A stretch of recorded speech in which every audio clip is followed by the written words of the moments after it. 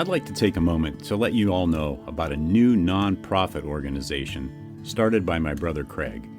It's called Treats and Truth. They fill oversized brown lunch bags with snack items, chips, crackers, popcorn, cookies, etc. Also, a bottle of water, toothbrush, toothpaste, sanitary wipes, and most importantly, a small gospel-tract book of John. No cigar? I'll have to talk to him about that. The bags are then hand-delivered to the homeless and people in need in and around the Los Angeles area. Let's help get this ministry off the ground. They're a 501c3 tax-exempt organization, so any and all donations are tax-deductible and greatly appreciated. Visit their website at treatsandtruth.org. Check out the show notes for the link. Also, please follow them on Facebook and Instagram. Thank you.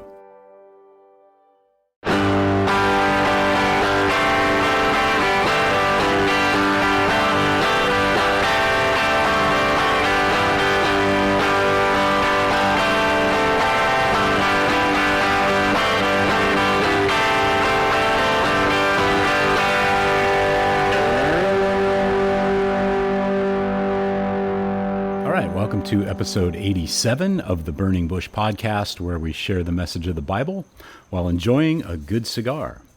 Hope you're doing well, and I'm glad you've joined me today.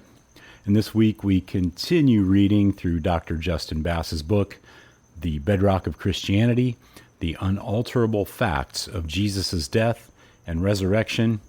And today I'm smoking the Aganorsa leaf, La Validación Maduro. 6 1/4 by 52.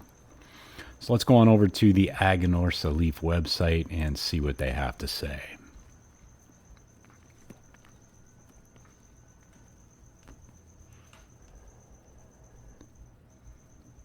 La Validación is the quintessential Nicaraguan cigar. Spicy, bold, and rich. So the strength is 4 out of 5 in the strength, so it's almost full strength. The blend is wrapper San Andres Maduro, and the binder and filler are both Aganorsa and from Nicaragua. And the sizes, the vitolas are Grand Toro 6 by 58, Toro 6 by 52, and the Gran Robusto 54. That is the La Validación Maduro by Aganorsa leaf.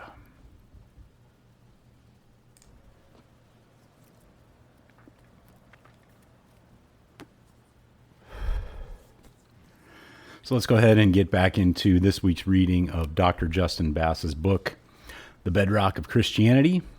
The title of this section is Rabbi Gamaliel's Prophecy.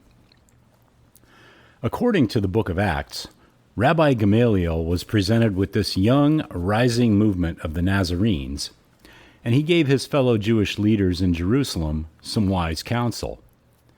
After comparing the new Jesus movement to some of these other failed messianic movements, he says, "So in the present case, I say to you, stay away from these men and let them alone. For if this plan or action is of men, it will be overthrown. But if it is of God, you will not be able to overthrow them, or else you may even be found fighting against God." Acts 5:38-39. Some scholars question the historicity of this account. They would argue that this speech is not historical, and the author of Acts is putting these words on Rabbi Gamaliel's lips. Whether this account is historical or not, the argument, or even prophecy, remains. I believe this account is true to what Rabbi Gamaliel said on this occasion, but even if Gamaliel did not say these words, the author of Acts is saying that if this Jesus movement ends like the other movements of this time, you can be sure it is of men. But if it continues and its overwhelming influence and power prove to be indestructible, its origin is of God.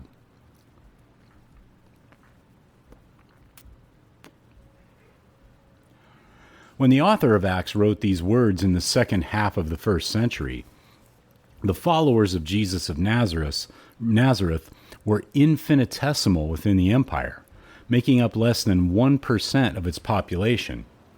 Therefore, this was quite the claim to make. It was also falsifiable.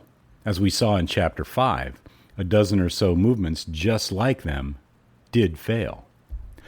We could add to these failed movements the Essenes and the Sadducees, which were wiped out when Rome destroyed Jerusalem in AD 70. The origin of those other movements was indeed of men.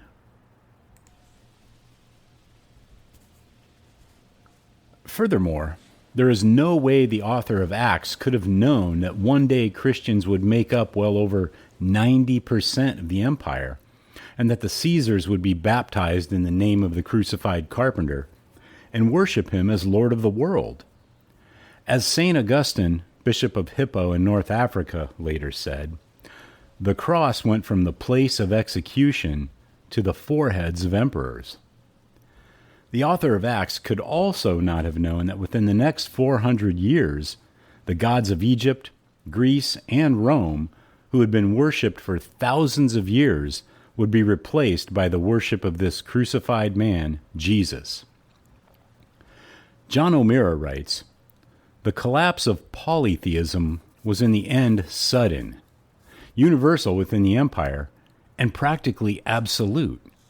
Truly, the gods had lost, and Christ had won. It's as if Jesus said through his followers to the gods of Rome, come out of it and never enter it again.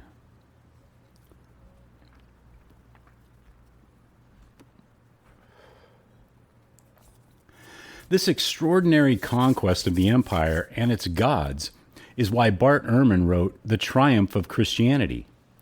20 years before he wrote it, he was standing in the Areopagus in Athens, where Paul preached his famous sermon on Jesus and his resurrection to the Epicurean and Stoic philosophers, as recorded in Acts 17.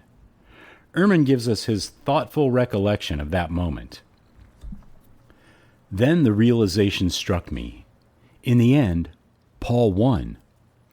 What Paul preached that day on the Areopagus eventually triumphed over everything that stood below me in the Agora and above me on the Acropolis.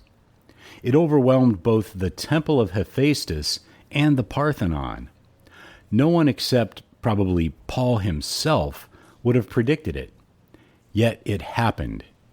Christianity eventually took over Western civilization.